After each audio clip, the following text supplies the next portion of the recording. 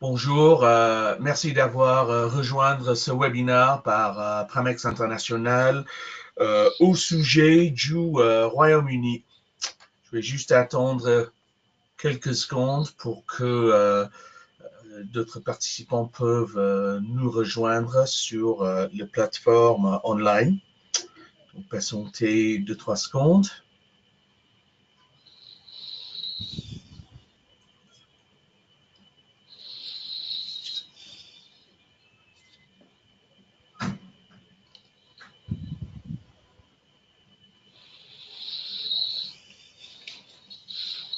Bon, je pense que je vais commencer ce webinaire. Bonjour, je me présente, Jatin Radia, je suis le directeur général de Pramex International en Angleterre. En termes de mon parcours, je suis commissaire aux comptes, expert comptable, avec un peu moins d'une vingtaine d'années d'expérience en Angleterre, plus quelques années à Paris également. Je suis anglais et donc c'est une très très belle journée pour nous vu du fait qu'on a enfin gagné en pénalité hier soir. Donc la France et l'Angleterre en quart de finale. On verra bien ce qui se passe la semaine prochaine. Donc les doigts croisés. Le sujet de ce webinaire aujourd'hui, c'est faut-il encore attendre ou créer maintenant sa filiale en Angleterre? En termes des règles de ce webinaire, ça va durer à peu près 40 minutes, entre 40 et 45 minutes.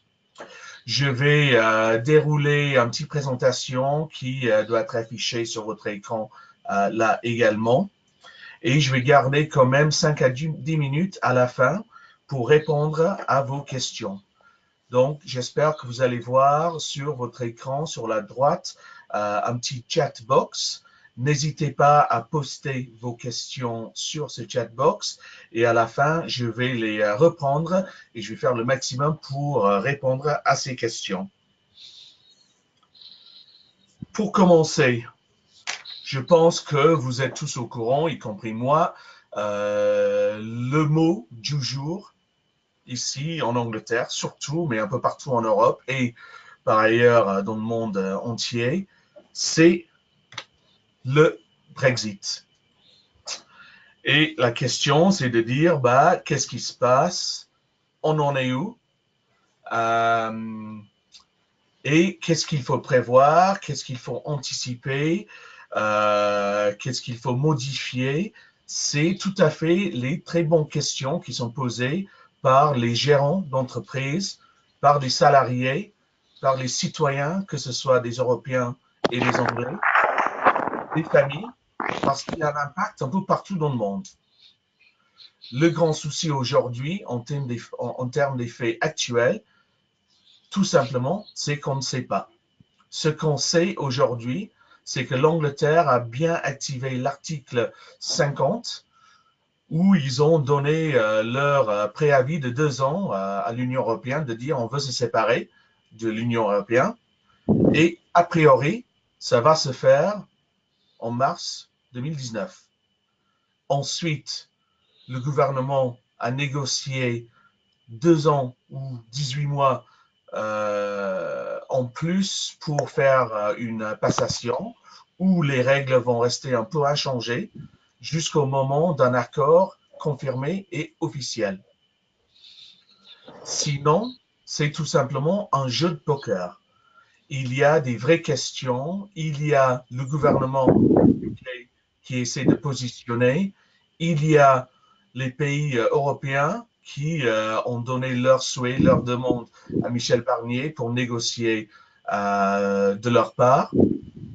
Mais il y a eu tellement des échanges, mais pas encore un accord. Tout ça a nous mené à un moment aujourd'hui où il y a une incertitude totale. Parce qu'on ne sait pas, est-ce qu'on va rester dans le système de douane?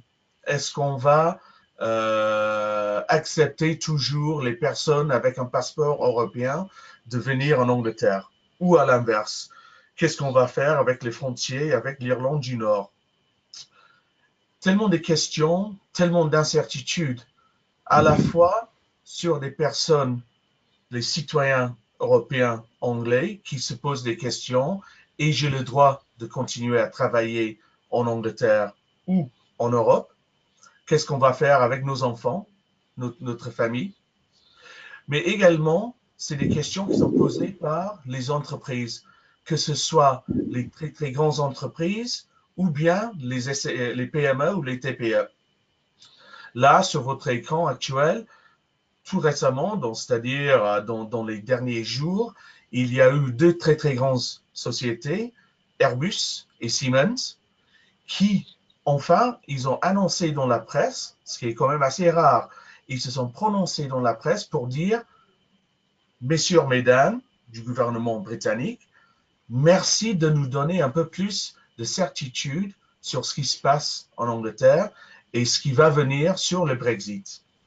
Ils ont dit que le fait qu'il n'y a toujours pas d'accord ni beaucoup d'avancement sur cet accord, c'est très très compliqué, voire presque impossible à prendre des décisions court terme, moyen terme sur leurs investissements en Angleterre. Donc, ces dernières quelques semaines, on voit que ça passe côté politique aux hommes d'affaires qui commencent à s'inquiéter dans la public de dire bah, qu'est-ce qui va venir ou pas. En Angleterre même, il y a des politiques où politique, il y a des questions en interne parce qu'on ne sait toujours pas si notre gouvernement a une position de négoce sur laquelle ils sont d'accord en interne. Donc tout ça pour dire, les prochains 18 mois, il y a bien évidemment cette incertitude. Il y en a qui vont dire, bon, de toute façon, le UK, c'est un pays pragmatique, ils vont trouver un moyen de continuer, de faire des négociations, des affaires avec l'Europe et d'autres pays. Mais il y a d'autres pays ou d'autres personnes qui pensent que si on n'y arrive pas, il y a une vraie chance qu'on va arriver à la fin de la période de transition, de passation, où il n'y aura toujours pas un accord. Et là, qu'est-ce qui va venir? Donc, beaucoup de personnes posent des questions. Est-ce que je dois investir en Angleterre ou pas? Est-ce que je dois m'implanter en Angleterre ou pas? On va revenir sur cette question vers le fin, mais aujourd'hui, tout ce qu'on peut dire, c'est qu'on ne sait pas. Comme ils ont dit en anglais, nothing is agreed until everything is agreed. C'est un vrai point. Je vais continuer juste pour vous donner un petit tour de l'environnement fiscal, juridique, RH en Angleterre aujourd'hui, parce qu'en réalité, pendant cette période de transition, c'est business as usual dans le pays même. C'est-à-dire, les personnes continuent à travailler, les sociétés continuent à vendre leurs produits, leurs prestations, les consommateurs continuent à acheter des choses. Il n'y a pas eu un vrai impact économique pour l'instant sur l'économie classique en Angleterre. Je ne pas dire que ça ne va pas venir, mais aujourd'hui, il n'y a pas eu encore un impact majeur.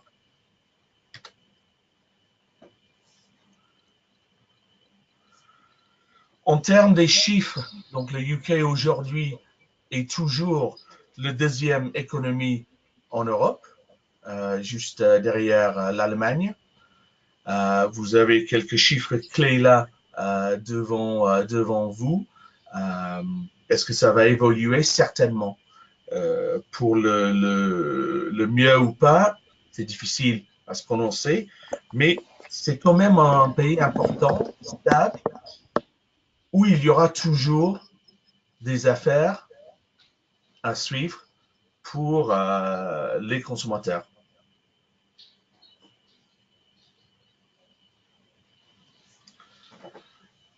En termes de régime juridique, fiscal et social, première chose à dire, c'est que le UK reste le 7e pays où c'est le plus facile à faire du business pour plusieurs raisons.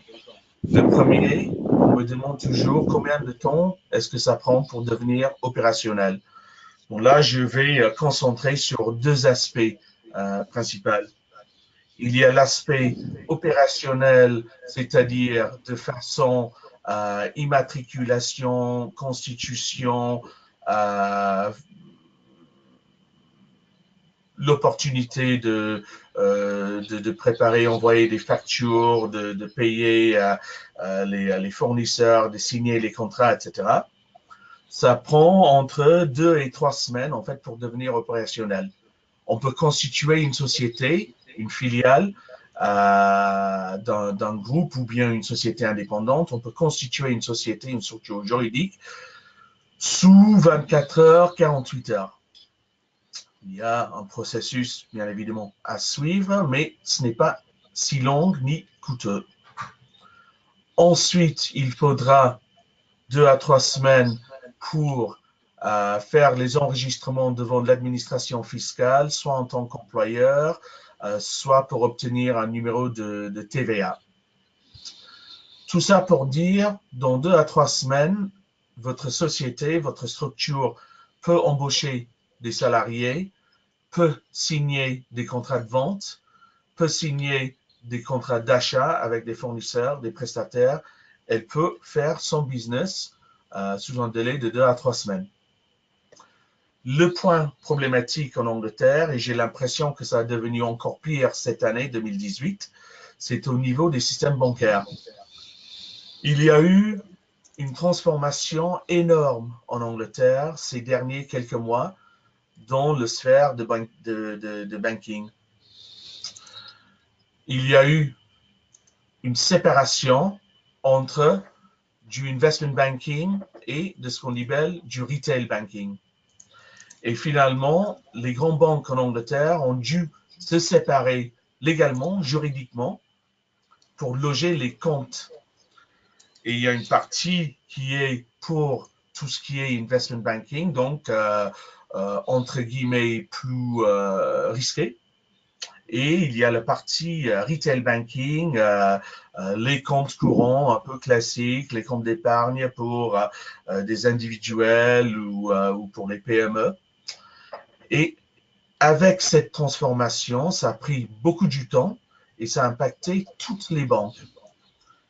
Il y a eu tellement de focus sur cette transformation qu'on a vu plusieurs impacts dans le système bancaire en ce moment. On a vu, je ne vais pas citer tous les noms ici sur le webinaire, mais on a vu qu'il y a quelques grandes banques qui sont en train d'interroger et même fermer des comptes pour des clients existants, et c'est-à-dire des clients de long terme chez ces banques. Et ils sont en train de fermer ces comptes, ils sont en train de poser plein de questions et mettre des difficultés pour que la société puisse maintenir leur compte. Donc, il y a ce côté, j'ai un compte aujourd'hui, mais il y a une chance que ça va être fermé dans quelques semaines. Il y a l'autre côté, ce qu'on a vu, où le processus pour ouvrir un compte en banque, ça devient de plus en plus compliqué. Il y a un an, je vais dire que le délai moyen a été à peu près 3 mois. Là, on a vu que ça a facilement dépassé 3 mois et ça pourrait aller jusqu'à 6 mois dans quelques situations un peu plus, notamment premier semestre 2018 où il y a eu tous ces changements. Donc, c'est une vraie question qui est posée par des investisseurs, par des groupes français, des groupes anglais, de dire qu'est-ce qui se passe. Et même nous, en Angleterre, on pose ces questions. Ce qui est intéressant, c'est que ça a ouvert la porte aux nouvelles formes de banking, ce qu'on appelle Internet banking, la FinTech. Et là, on a vu la croissance ces derniers 24 mois des nouvelles banques en ligne Internet banking. où en fait, il n'y a pas de téléphone, il n'y a pas de chargé d'affaires devant vous. Tout est géré en ligne avec une plateforme, un chat. C'est bon qu'ils ont eu les enregistrements nécessaires auprès de la FCA, la Financial Conduct Authority. Et le feedback qu'on a eu, même parmi nos clients ici chez Pramex, le plus récent, on a eu un client qui a réussi à ouvrir un compte en fintech dans un délai de 4 jours, ce qui est quand même assez hallucinant et rare. Mais bon, il faut poser quand même la question, est-ce qu'on veut un compte dans une tech bank ou est-ce qu'on veut plutôt une banque classique du rang qui est connue, qui a des agences un peu partout dans les villes? Donc, c'est une question posée de plus en plus et on espère tous que ça va s'améliorer sous peu de temps. Ensuite, on va parler un peu de la fiscalité. Donc, pas beaucoup de changements en réalité dans l'environnement fiscal, juridique en Angleterre pour l'instant.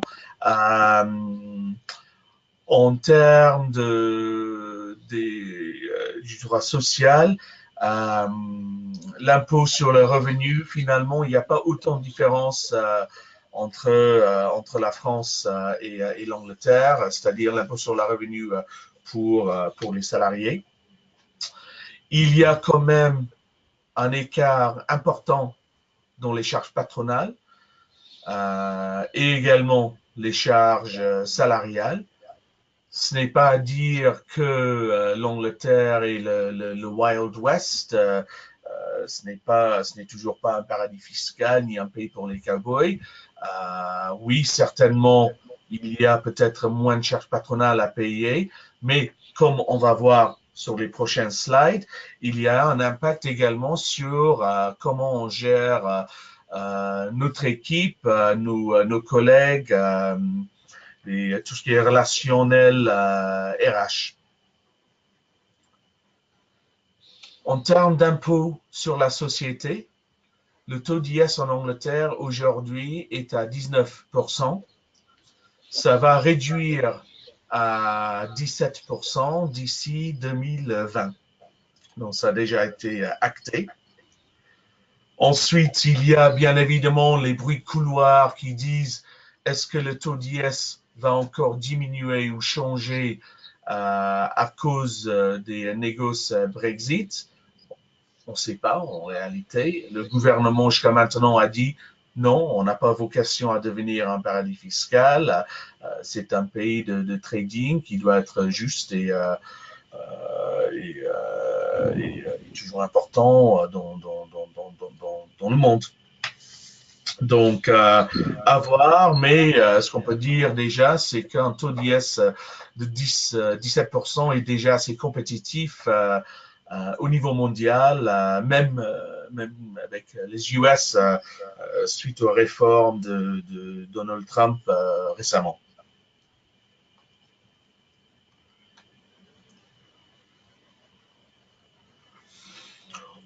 On va parler un peu de ressources humaines en Angleterre.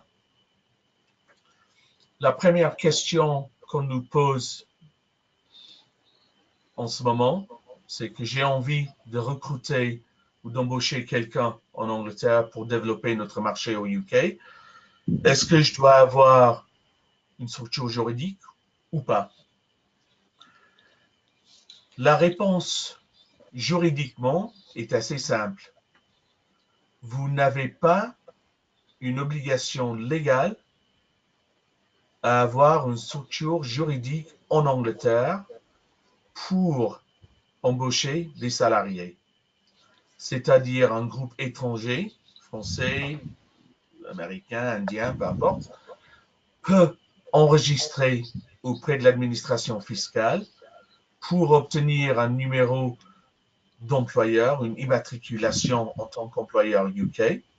On peut mettre en place un contrat de travail de droit anglais avec un salarié.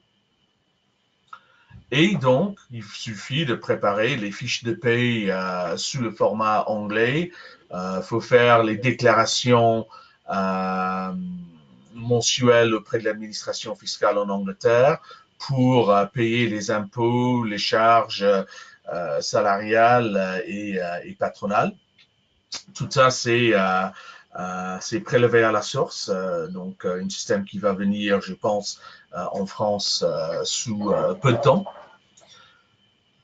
Et la société, donc, ou le groupe, la société étrangère, peut faire des affaires en Angleterre, peut développer sa marché en Angleterre avec des salariés locaux.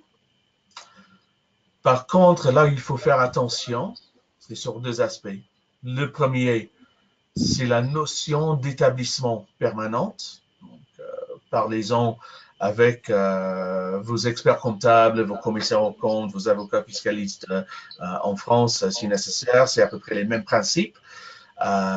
Si l'admin fiscal pense que vous avez finalement un établissement permanent en Angleterre, bah, ils vont juger que vous êtes présent juridiquement et il faudra suivre les process nécessaires pour avoir une structure juridique localement avec un risque des amendes probablement. Le deuxième, c'est au niveau de la culture dans les affaires. Donc, je vais vous citer quelques exemples. Il y a, par exemple, un besoin d'obtenir une assurance à responsabilité civile, ce qu'on appelle Employer's Liability Insurance. Donc, si vous avez des salariés en Angleterre, il faut avoir cette assurance. Vous avez deux choix. Soit de parler avec votre assureur en France et de lui demander d'ajouter une couverture UK pour vous. Ça prend du temps. Il y en a qui ne veulent pas parce qu'ils ne savent pas. Et il y en a qui le font très bien. Ou il faut passer par un courtier en Angleterre et la plupart des assureurs vont dire bah, tant qu'il n'y a pas de structure juridique, on ne peut pas vendre une assurance que pour le UK à quelqu'un qui n'est pas présent au UK. Donc, ce n'est pas une question de légalité, c'est juste, ce n'est pas dans leur business model et donc ils ne le font pas. Donc, ça pose un obstacle. Il y a d'autres exemples. Il y a quelques prestataires tout simplement obtenir, je ne sais pas, pour prendre un portable, un mobile téléphone avec Orange ou quelqu'un, un iPhone. Ils vont demander de mettre un prélèvement mensuel, ce qu'on appelle un direct debit sur votre compte. Si vous n'avez pas de compte en banque en Angleterre, pas de structure juridique en Angleterre, ben, les opérateurs, ils vont dire pas de portable, désolé. Donc, culturellement, ça pourrait devenir compliqué. Donc, c'est des questions qu'il faut se poser. Ensuite, il y a des aspects flexibilité des salariés et les relations avec des salariés. La première chose à dire, c'est que les premières 2 ans d'un salarié, les premières 2 ans en fait du travail d'un salarié dans une société sont considérés comme une période d'essai. Ça veut dire quoi exactement? Ça veut dire que si, au cas où, si ça arrive, si quelqu'un a moins de 2 ans d'ancienneté dans une société, on peut le licencier pour n'importe quelle raison, à n'importe quel moment. Il suffit de suivre un minimum de formalités, de process. Il ne faut pas qu'il y ait des questions de discrimination, etc., bien sûr, parce que c'est protégé toujours. Mais si on a suivi un bon process, il n'y a pas une situation de discrimination dedans. Il suffit de payer les obligations contractuelles, normalement le préavis minimum, et le salarié n'a pas le droit de rentrer en prud'homme contre la société pour un licenciement qui n'est pas fair play. Ensuite, il peut y avoir ce qu'on a écrit là, les accords transactionnels C'est des ruptures aimables, entre guillemets, où c'est assez similaire à ce qui se pratique en France, où si jamais on veut se séparer avec quelqu'un, il a plus de 2 ans d'ancienneté, on peut se mettre d'accord sur une rupture ensemble, il faut payer des indemnités, mais si les deux parties, donc la société et le salarié, signent ce document après des conseils des avocats, on peut se divorcer sans faute.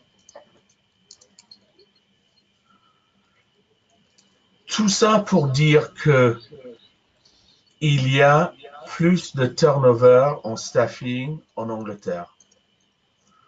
Tout ce que je viens de dire en termes des premières 2 ans d'ancienneté, les accords transactionnels, le fait qu'il y a moins de charges patronales à payer, etc., tous ces éléments sont connus un peu partout en Angleterre.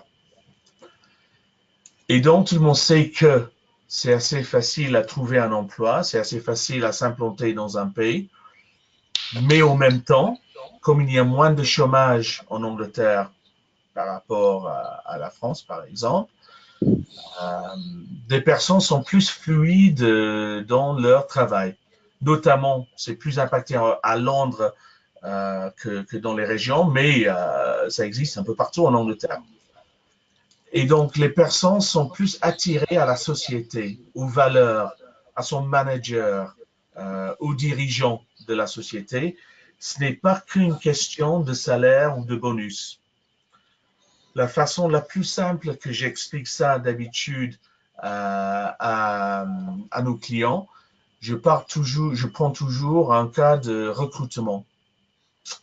Donc, dans une situation de recrutement, en Angleterre, pardon, dans une situation de recrutement en France, c'est le candidat qui doit séduire la société. En Angleterre, c'est l'inverse. C'est la société qui doit séduire le candidat. C'est un petit nuance, mais assez important pour mieux comprendre comment ça se passe ici au UK. Le prochain point que je voulais juste souligner, un changement important légal depuis, bon, ça existe depuis quelques années, mais ça a pris effet notamment en 2018, c'est que maintenant, il y a une obligation légale, statutaire, pour un employeur de mettre en place un régime de retraite sur lequel il faut abonner ses salariés et cotiser. Ce n'était pas le cas avant, mais aujourd'hui, c'est une obligation statutaire, ce qu'on appelle auto-enrollment ou workplace pension schemes. Il y a quelques options. Il y a une option de tout faire vous-même sur un site du gouvernement qui s'appelle Nest, N-E-S-T. Sinon, on peut passer par un courtier pour avoir plus de choix des régimes qui existent et comment l'argent est investi pour les salariés.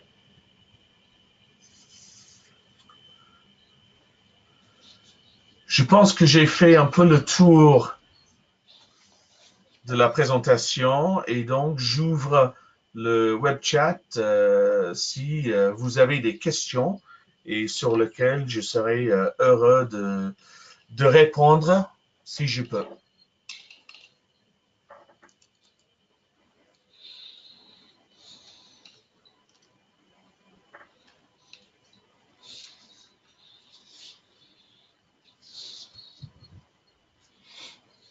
Donc, première question, avez-vous des informations sur l'évolution du cours de la livre sterling post-Brexit? C'est une très bonne question. Je suis plutôt commissaire aux comptes. Je suis pas du tout banquier ni économiste. Donc, c'est peut-être un peu plus compliqué que moi. Ce que je peux dire tout simplement, c'est que le livre sterling a quand même baissé à peu près 20% contre l'euro depuis la vote sur le Brexit en juin 2016. C'est quand même un montant important. J'ai lu dans la presse ce matin, par exemple, où il y a un vrai risque sur l'inflation. Donc, il y a eu quelques supermarchés qui ont annoncé que le prix des légumes, des fruits frais vont augmenter dans les mois à venir, tout simplement à cause de la baisse du livre sterling contre l'euro ces derniers 12 mois. Donc, il y a beaucoup de personnes qui se sont prononcées sur l'évolution, de dire il y a une vraie chance qu'il y aura encore une diminution à venir dans les 12 à 18 mois à venir. Ce qu'on a vu d'ores et déjà sur cette partie, c'est que chaque fois qu'il y a un mouvement, soit c'est une faiblesse, soit c'est une opportunité. Et en fait, sur ce point, notamment avec nos clients, donc Pramex travaille qu'avec des sociétés françaises, vu qui on est et ce qu'on fait. On a vu de plus en plus des sociétés qui ont dit, bah, vu ce mouvement taux d'échange, c'est 10, 15, 20% moins cher maintenant pour moi, le français. Donc, je préfère m'investir maintenant, préfère constituer une société maintenant, avant les changements qui vont venir, pour deux raisons. La première raison, c'est moins cher pour moi aujourd'hui. Et la deuxième raison, même s'il y aura des changements à venir, au moins je suis déjà implanté. Je peux m'implanter et garder une société en sommeil si nécessaire, ou je peux m'implanter et commencer à travailler sur le marché et gagner des parts de marché assez rapidement. Et comme ça, le jour du Brexit, si il y a beaucoup de changements, bah, on va dire qu'on est déjà présent, donc il y aura moins d'impact sur nous. Donc, c'est assez intéressant.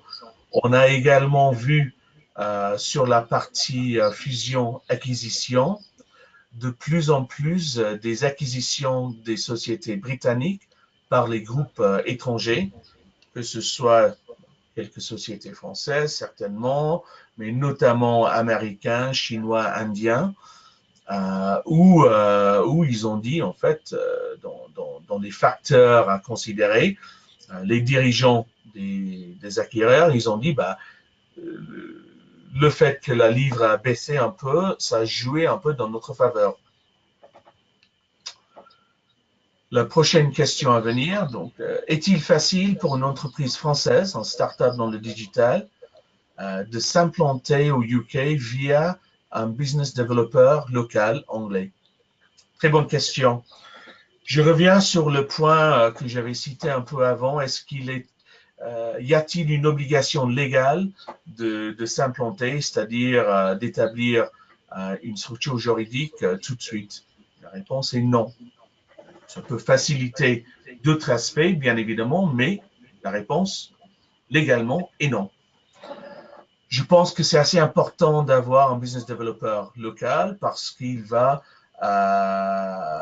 peut-être mieux connaître le marché, peut-être il aura déjà ses contacts existants. Est-ce que cette personne doit être en anglais? Pas du tout. En local, oui, parce que Londres, c'est quand même, par exemple, je présume Londres, c'est quand même une ville assez cosmopolite. Donc, je pense que pour tester le marché pour les premiers 3, 6, 9 mois, il y a un intérêt d'embaucher un développeur pour voir si votre produit peut marcher sur le UK. Donc, je pense qu'il y a un avantage de le faire. Et si on pense que ça va marcher, ensuite, on peut constituer une société. Ceci dit, il y a plein d'autres personnes qui me disent, comme c'est facile et pas très cher de s'implanter, vaut mieux tout faire tout de suite et on y va. On n'aura pas ces problématiques de s'engager avec les régimes de retraite, d'obtenir un portable, etc. Et on y va. C'est pas, si jamais ça ne marche pas, c'est pas très compliqué de fermer une société. Prochaine question. Ah, c'est OK. Donc, je suis actuellement un employeur de 3 personnes UK. Ces 3 personnes sont salariées de ma SAS en France, passant par un payroll agent au UK. Après le Brexit, est-ce qu'il va encore être possible d'employer de... Ouais. Bon, pour répondre à votre première question, est-ce qu'il va être encore possible d'employer ces 3 personnes comme avant? Je ne sais pas. C'est très difficile à me prononcer. Les tendances du marché veut dire que c'est mieux, plus pratique et plus souhaitable d'avoir une filiale, une société juridique sur place qui embauche ces personnes. Et donc peut-être il y aura d'autres obstacles, pas que statutaires, mais peut-être en termes de business, de fluidité des flux transactionnels qui vont compliquer votre situation actuelle. Sur les autres questions que vous avez posées, y a-t-il un risque d'établissement stable? Bon, sans savoir plus d'informations sur votre situation individuelle, c'est compliqué pour moi de me prononcer, mais je serai prêt, bien évidemment, à échanger un peu plus avec vous après ce webinaire pour vous donner quelques sociétés sur ce sujet. Vers quelle société peut-on se tourner pour être accompagné sur toutes les problématiques RH, juridiques? Bah, comme toute la croissance, que ce soit dans votre pays ou que ce soit une croissance à l'international, il faut toujours être bien entouré par des bons conseils. Donc, ça peut être des personnes qui ont déjà testé ou développé, qui ont eu déjà des succès dans le marché. Il y a tout un écosystème des entrepreneurs qui partagent leurs expériences. Sinon, c'est la suite des conseillers un peu classiques, les avocats, avocats fiscalistes, comptables, experts comptables, que ce soit chez vous en France ou ailleurs. Bien évidemment, c'est un webinaire Pramex. Je suis le DG de Pramex International. En termes du bon marketing, c'est notre métier. Hein. Tout simplement, c'est exactement ce qu'on fait. C'est pour ça qu'on a été créé. C'est exactement ce type de prestation qu'on fait pour nos clients en Angleterre, aux US, en Pologne, en Italie, etc., sur les sujets RH, juridiques, social, fiscal. Prochaine question qui est venue. Donc, bonjour. Pas d'avancée sur la notion du Brexit, particulièrement les conditions pour faire du commerce, procédures douanières, taxes d'importation, tout à fait. En plus, les incertitudes sur les conditions de mise en place d'un vendeur local. Bah oui, c'est un peu ça le problème. Hein. Il y a les grandes sociétés, il y a eu tellement des webinaires, des breakfast seminars, les cocktails, les réunions, les tables rondes sur la télé, dans la presse.